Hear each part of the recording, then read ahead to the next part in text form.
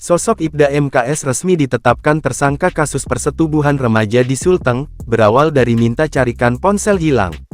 Ibda MKS kini resmi ditetapkan sebagai tersangka kasus persetubuhan remaja di Parimo, Sulawesi Tengah. Oknum perwira polisi berpangkat Inspektur 2 Ibda ini bertugas di Kabupaten Parigi Motong.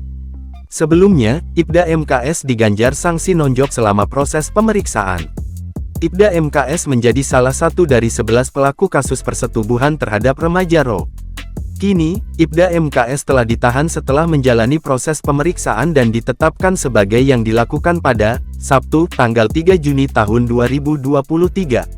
Ibda MKS ditahan di Polda Sulawesi Tengah bersama 10 pelaku lainnya.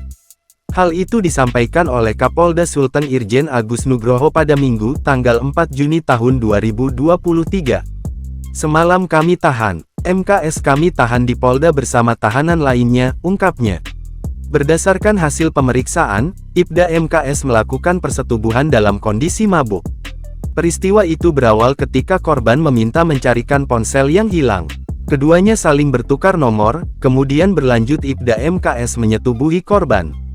Dalam kasus persetubuhan remaja di Parigi Motong, polisi telah mengamankan 7 pelaku. Para pelaku yakni Hari Oknum Kades ARH alias AF, Oknum Guru SD AK, AR, Ibda MKS, FN, Mahasiswa K alias DD.